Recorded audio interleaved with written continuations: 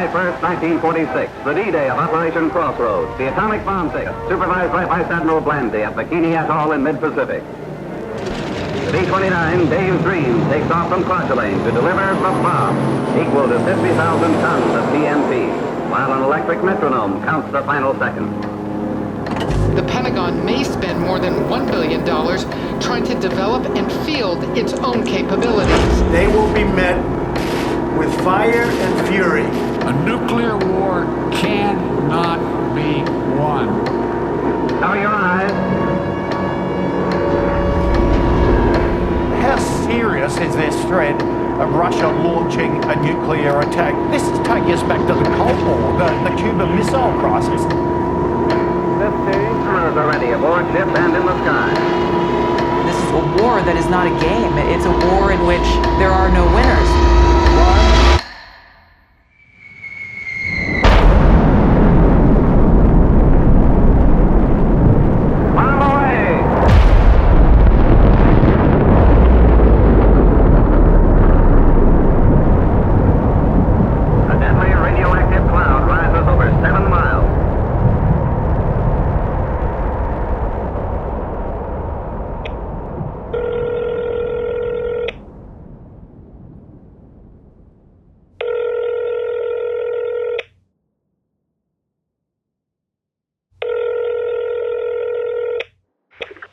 Hey Mom, it's me.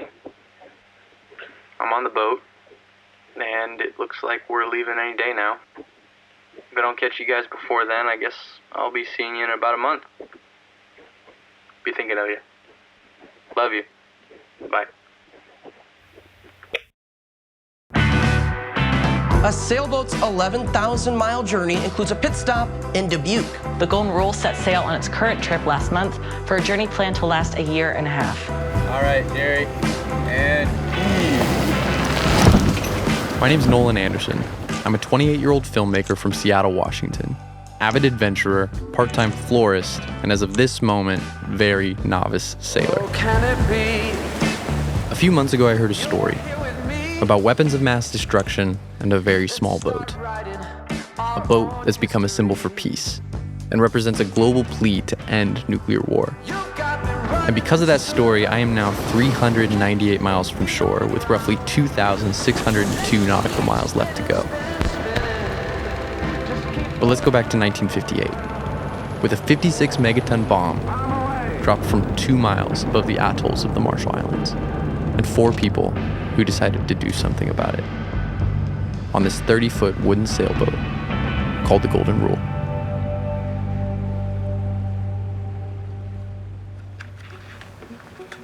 Golden Rule right now is in Honolulu. We'll spend the summer in Northern California in San Francisco Bay. We'll be in approximately 80 cities. Well over 160 presentations will happen during that period of time. We aim to help convince ordinary people that they should support getting rid of nuclear weapons. Golden Rule is a historic wooden vessel. She's a ketch, meaning she has 2 masts. Most boats have a steering wheel. Ours has a tiller. She's got a huge rudder. It sometimes is really difficult in a storm to steer Golden Rule, so we use ropes to help make that easier. The Golden Rule is an icon for peace. There's lots of war memorials. This is like a floating peace memorial. From 1946 to 1958, the U.S. government bombed the Marshall Islands with nuclear bombs 67 times. People had been protesting, writing to Congress, trying everything they could think of to stop the nuclear weapons tests. They decided to get a boat and sail it into the testing zone and just put their lives in the way of the nuclear bomb tests. Albert Bigelow, the original captain, was also a World War II Navy commander at the time that the Hiroshima bombs were dropped. It had a huge impact on him, and he actually resigned his commission and dedicated himself to stopping nuclear weapons. Going into this trip, I wanted to learn everything I could. The weapons tests going on in the Marshall Islands exposed both indigenous communities and the soldiers conducting them to huge levels of radioactivity. And as they continued the explosions, those clouds of radiation were drifting across the ocean and radiating the whole western United States, causing cancer rates to skyrocket and for children to be born with birth defects, sometimes generations deep. They were even finding radiation in mother's milk. I don't know if it was desperation or just an inspired act of bravery that put these 4 men on that boat, but they were willing to get washed away or blown apart to put a stop to those bombings and shout to anyone willing to listen that the very existence of these weapons is a threat to our own. I think a lot of people want to make a difference with their lives, but after hearing that story of Captain Bigelow, George Willoughby, William Huntington, and probably most of all Orion Sherwood, I knew I needed to be on that boat.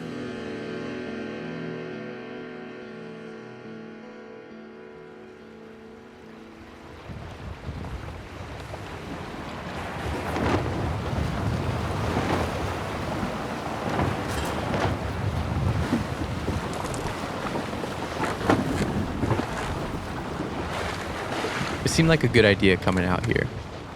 After Golden Rule's voyage in 1958, she changed hands several times, was lost, derelict, and eventually sank in a storm, completely forgotten.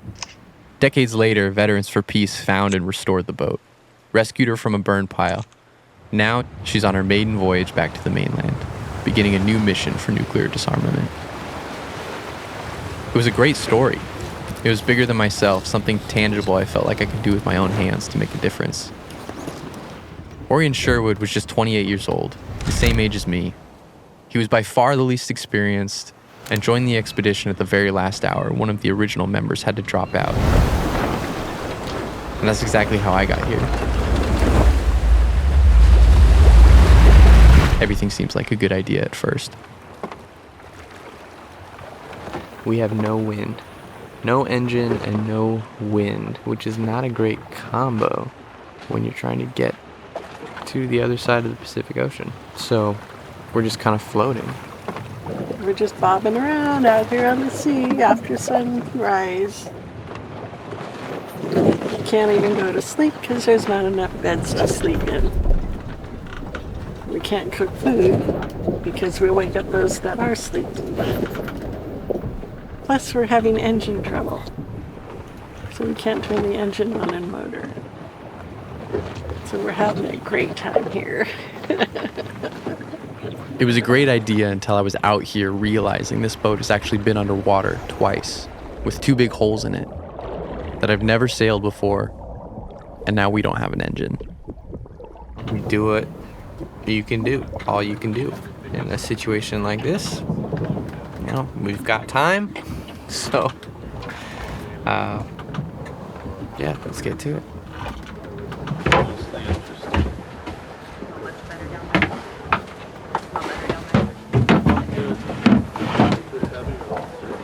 It'll go into neutral if it's fourth from third, but I don't think it's fourth right after.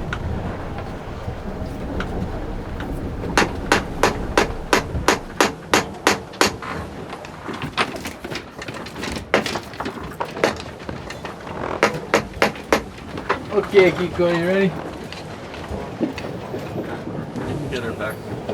Okay. Yep, ready. All right. There we go.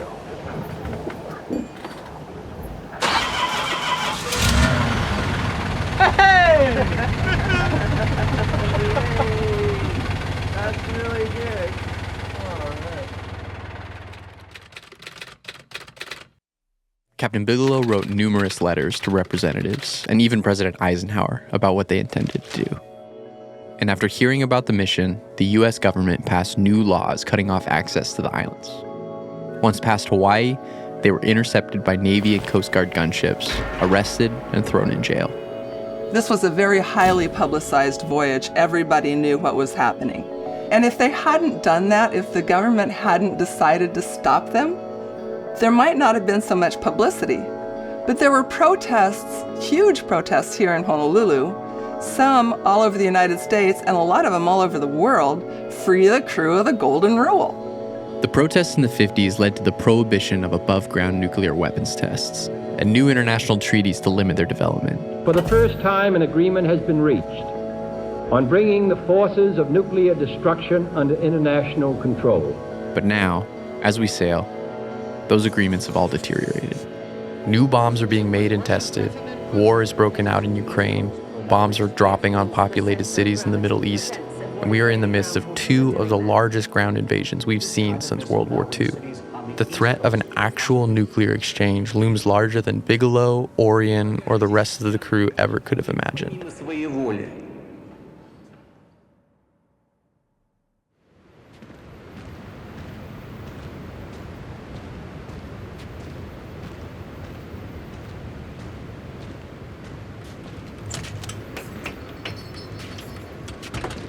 I'm 45 years old. I was born in Marshall Island, raised in Marshall Island. And I came here in the United States. Now I'm a businessman here. It's our motherland too. We call it our second motherland.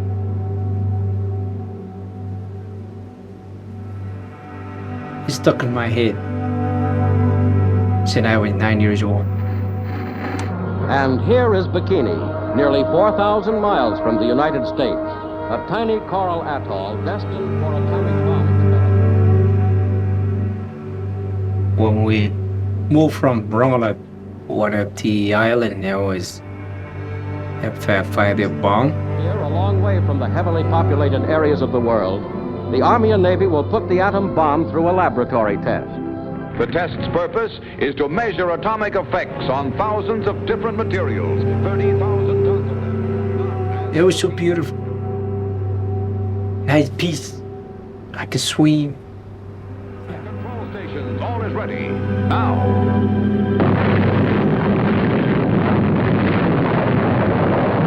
Its death-dealing radioactive cloud spreads for miles above the Pacific. The world's mightiest agent of destruction presents its unspoken and unanswerable argument for peace and for preparedness. I think it's not a good idea to stay anymore. Level of radiation is rise up, and it's not a good place to live. The people of Bikini are a happy people, and they chat gaily with the Americans as they wait to leave. I'm not a doctor to tell what happened, but I can tell that right now, most of my generation, they passed away. All of it now, all my auntie and my mother and everybody died of cancer. That's their story. That's my story. The struggle, I struggle. The pain, I pain. They are rest in peace. When we lost our family, it wasn't lost in something else. It was a radiation. And it was an accident. It was on purpose. It was meeting people like Robert that made me realize the nuclear weapons conversation isn't just about war and bombs dropping. I never knew that the mere testing of these weapons had displaced and continues to displace entire people groups. But what's the justification?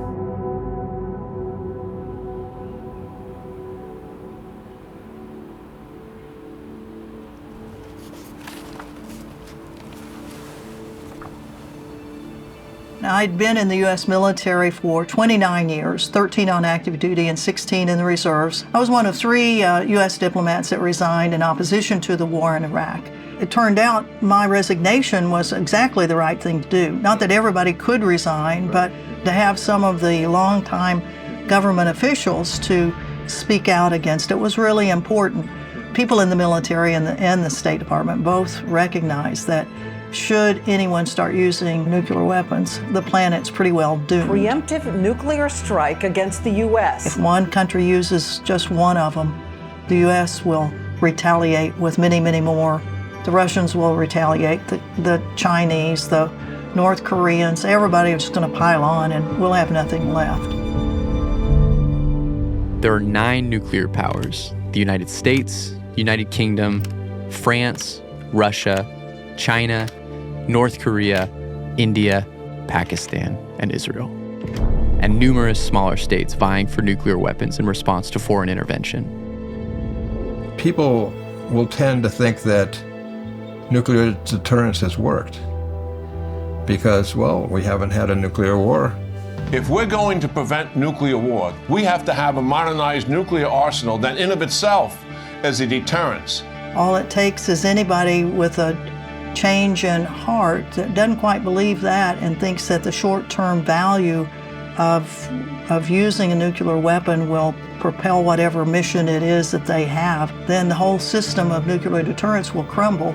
If even 100 nuclear weapons, modern nuclear weapons, were released, it will produce nuclear autumn. The result of the crop failures will be 2 billion people die. That's why the Golden Rule is going to be sailing throughout the United States for the next several years to try to build a mass demand from the majority of U.S. citizens.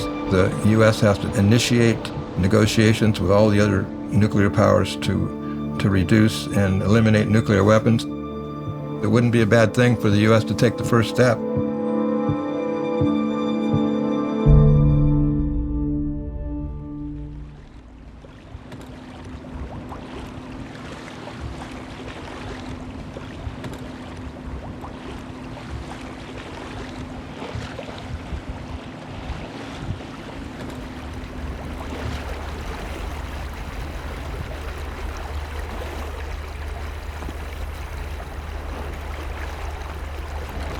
Days completely cut off from everything and getting the boat from point A to point B. In the grand scheme of things, does that really matter? We're not sailing the Golden Rule into a nuclear test site. We're delivering the boat from Hawaii to San Francisco. We are pushing ourselves to the limit here, taking on something really dangerous. If we're going to solve this problem, if we're going to solve any of the problems that we're facing as a species, as a community, we have to come together and do it together. I'm hopeful that the Golden Rule will be a catalyst for that.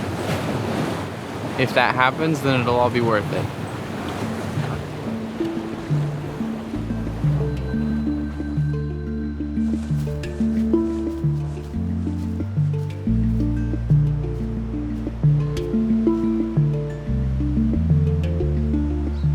Nuclear, this reaction, this thing, this energy that's going on, it's just a tool.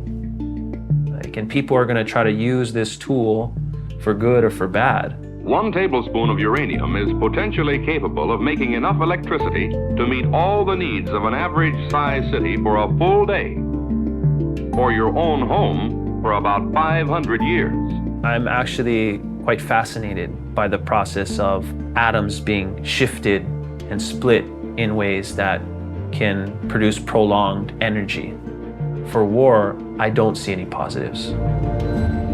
It doesn't seem like there's a clear winner in nuclear war. Which war, it seems there's a winner and a loser.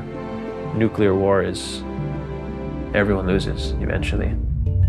Hawaiian officials say they're determined to make sure that the false alarm that sent the entire state into panic never happens again. I remember waking up early. I was going on a surf trip, and when we got to the harbor, all of our phones started to get this alert. Ballistic missile threat inbound to Hawaii. Seek immediate shelter. This is not a drill. Everyone's looking at each other. Like, did you get the text? Did you get the text? They're saying there's like a missile coming into Hawaii. We have 12 minutes. Sense of panic. And I started calling family mostly, and they're saying, yeah, like this is real. 12 minutes. Like, what are you gonna do in 12 minutes? You know, there's people who had children on opposite sides of the island and they got that text. And they only had enough time to grab one of them. I thought that I was gonna get vaporized. No one cared about who had more warheads in that moment. For me, it was about being happy I was home. If Hawaii is gonna get wiped off the map, I wanna go too. I wouldn't wanna live in a world without Hawaii. And I can't imagine those who have to endure that reality. those who were victims to this nuclear testing and displacement at the hands of military interests, it really does break my heart to have to think that, they didn't have a choice. They just were forced to leave. And a lot of them came here.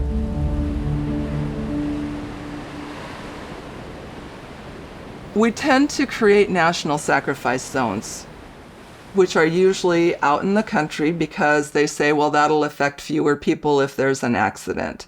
But what it amounts to is environmental racism. Not too many people talk about the mining of these nuclear materials. These extractive methods that are happening across the continental US are displacing Native people.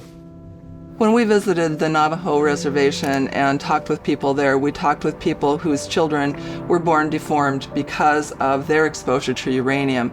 And we talked to people that are experiencing not only birth defects of their children, but heart disease and cancers. In 1 year, the US spent $43.7 billion on nuclear weapons, more than every other nuclear power in the world combined. The Departments of Energy and Defense have requested an additional $756 billion for nuclear weapons between 2023 and 2032. If we were not putting our money and our life energy into making nuclear weapons, imagine what we could do. We need to take that money to build solar power, wind power, battery power, to rescue our waterways, all kinds of things that's life-giving. Hundreds of thousands of nuclear refugees are still coping with the long-term effects of displacement and radiation exposure as a result of nuclear testing, mining, and waste mismanagement. The negative effects don't care if you're what color you are, or what race, or what island you come from. It doesn't even care if you're human or not.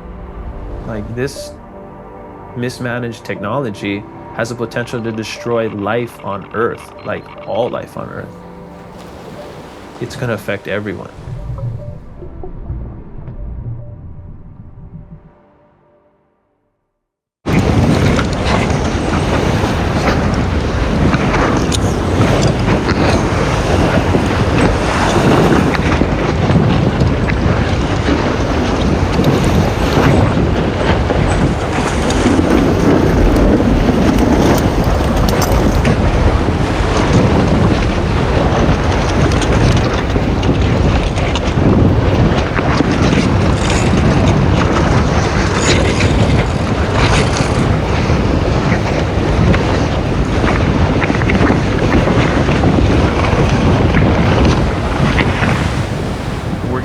Crazy seas and some crazy winds as we get closer to the coast. We're getting close to being home, but we're looking ahead at like 30 knot winds, and I mean, we just took down all the sails and reefed the main, and it was blowing so hard, and there were waves. When you get down in the trough, it's harder. You're looking up at water higher than the mast of the ship. It's pretty scary out there.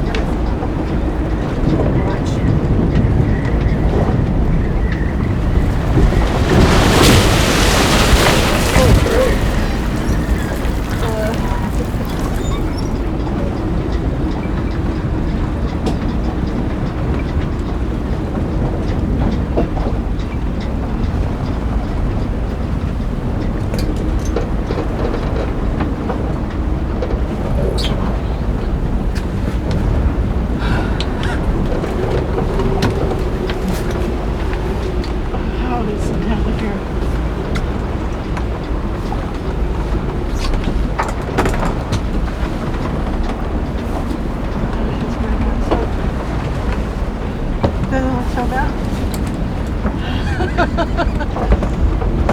Freezing. We missed that bath we took. I didn't miss it. It's all on camera. Oh, is it? Oh my God.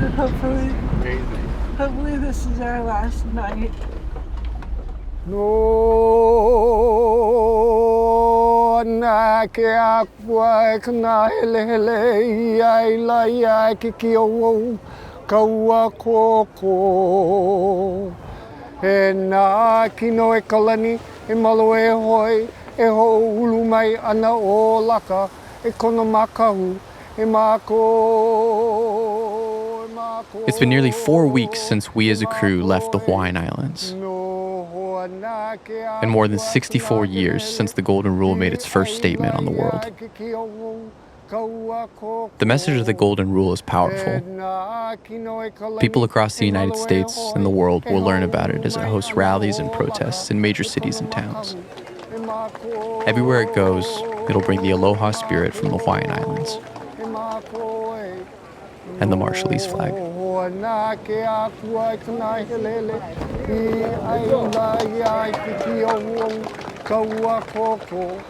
E nā kino e kalani, e malo e hoi, e ho ulu mai ana o laka, e kono makahu, e mako,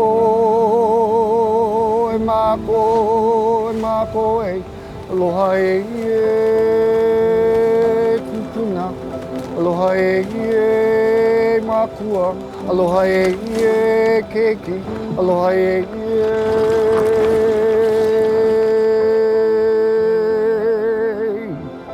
Sometimes a particular boat becomes a symbol for an idea, or speaking out against a bad idea. The Golden Rule in 1958 was saying it's a bad idea to be filling the atmosphere with nuclear radiation. What I've seen in giving presentations to people about the Golden Rule that absolutely don't agree with us in many other ways is that everybody would like to see the entire world disarm. But as soon as you say we want worldwide, verifiable dismantling of nuclear weapons step by step, everyone says they support that.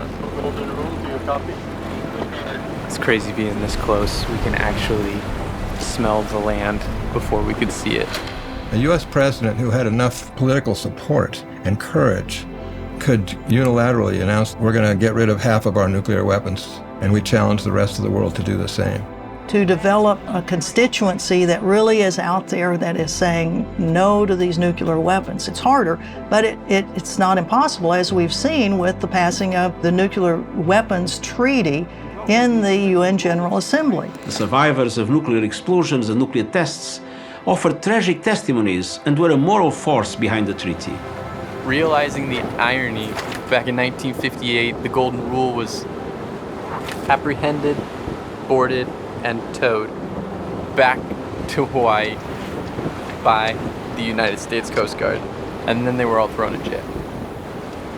Subsequently, on our voyage back to the mainland and the beginning of a new movement for the destruction of all nuclear weapons, the Coast Guard, of all people, are the ones towing us in to shore and escorting us under the Golden Gate Bridge and onto that mission. It's not an easy conversation to have. This conversation is so muddy, and that's okay. Or it's a lot safer to beat the drums for war than it is to be bold enough to actually speak about peace. I'm hoping that every town where we visit, we leave behind a few people that will support the effort in some way, that will get together and talk about how can we promote abolition of nuclear weapons in our town. You can talk to your neighbors and your friends and your relatives about nuclear weapons. Those conversations haven't happened in a very long time. It's time to start. The journey's not over. The boat's going to go on to do a lot of really incredible, important work after this. And it was never about getting from point A to point B. It's about starting something new. It's chapter 1, page 1 of a pretty exciting project. Speak out. This is why we are here. We want to hear our voice. We want to hear the story. Our dream, our hope. They're gonna make it happen. I think next generation will make it happen. But I think that as long as the U.S. has an aggressive interventionist military policy around the world, it's unlikely that they're going to make that move. And we need to build a large, powerful, intersectional mass movement if we're going to be able to achieve a real change in this country. We were given this warning. We have a chance to know something will happen if we don't change our ways. You do what you can in a situation like this. All you can do. We're here. We have a little time left, so let's get to work.